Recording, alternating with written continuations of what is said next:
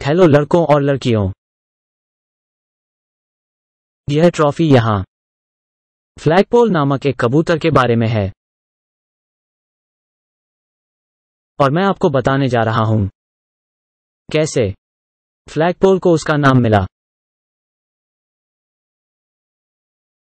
मेरे पिता कबूतर थे, उनमें से लगभग 200 करोड़, और हर सुबह वह छत पर चढ़ जाता और कबूतरों को बाहर निकलने दो। प्रातःकाल उन्हें उड़ते हुए देखना पसंद था। वे चारों ओर चक्कर लगाएंगे और सुबह का सूरज उन पर प्रहार करेगा और उनमें से परावर्तित हो जाएगा और वे आकाश में इंद्रधनुष की तरह दिखते हैं, आसपास घूम रहा। उसे यह पसंद है, वे खूबसूरत थे। पर ये एक दिन जब उसने उन्हें छोड़ दिया, एक कबूतर उड़ गया और झंडे के ऊपर उतरा। अब मेरे पिता को यह पसंद नहीं आया। आपको वो बिल्कुल भी पसंद नहीं आया। वो चाहता था कि उसके कबूतर उड़ें, परंतु कबूतर खंभे पर टिका रहा। मेरे पिता को लगा कि शायद वो बीमार हैं, लेकिन अचानक उड़ गया और चारों ओर उड़ गया और अपने पंख फड़फड़ाकर खुश महसूस कर रहा था, अच्छा महसूस कर रहा था। झंडे के खंभे पर आकर वो खुश था, लेकिन मेरे पिता को यह पसंद नहीं आया। जब कबूतर नीचे आते तो मेरे पिता सीटी बजाते और वे नीचे आते, लेकिन झंडा पोल नहीं, वो झंडे के खंभे पर रुके थे। इस तरह उन्होंने झंडे पर अपना नाम उतारा। कौवा। मेरे पिता बहुत परेशान थे, लेकिन जब उसने चारा पकड़ लिया और उसने उसे खंभे में रखा और दूसरे पक्षियों के संग खाने को आया, मुझे लगता है कि वो भूखा था।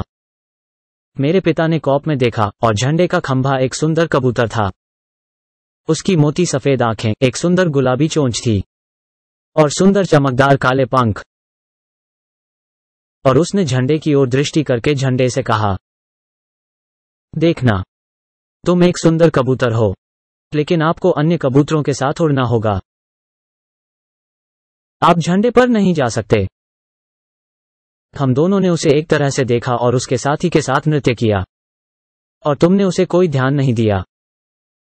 लेकिन मेरे पिता ने उसे चेतावनी दी, अन्य पक्षियों के साथ उड़ो करना। अगली सुबह जब मेरे पिता आकाश में इंद्रधनुष देखने के लिए पक्षियों को फिर से बाहर जाने के लिए गए, झंडे का खंभा नहीं, अन्य सभी कबूतर ऊपर गए। झंडा खंभे के ठीक ऊपर चढ़कर वहीं खड़ा हो गया,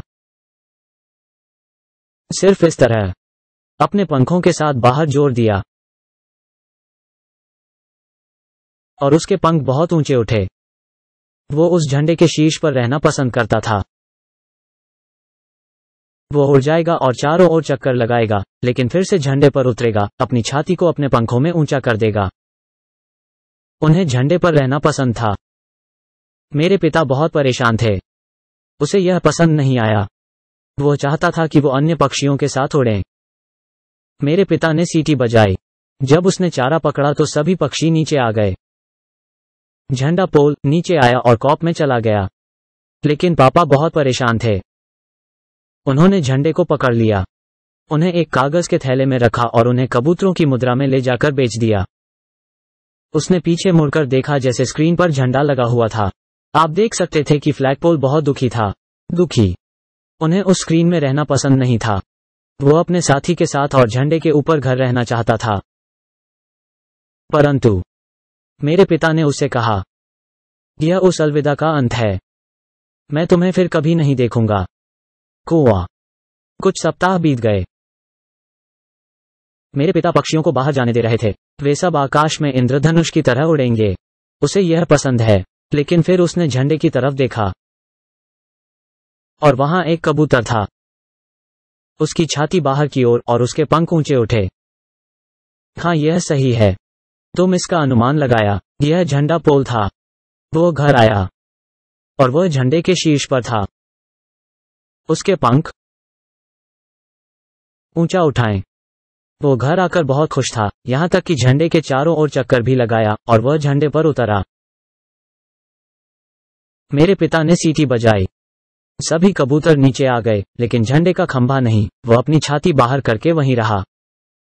उसके पंख ऊंचे उठे।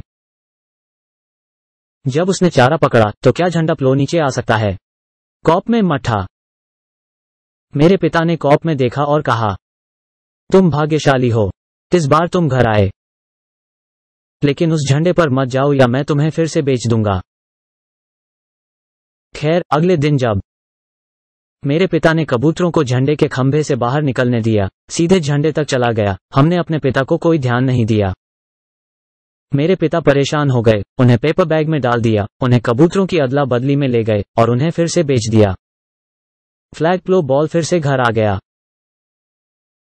वो झंडे के खंभे पर उतरा। मेरे पिता ने 14 बार झंडे का खंभा बेचा और 14 बार झंडा का खंभा वापस आकर झंडे के खंभे पर उतरा।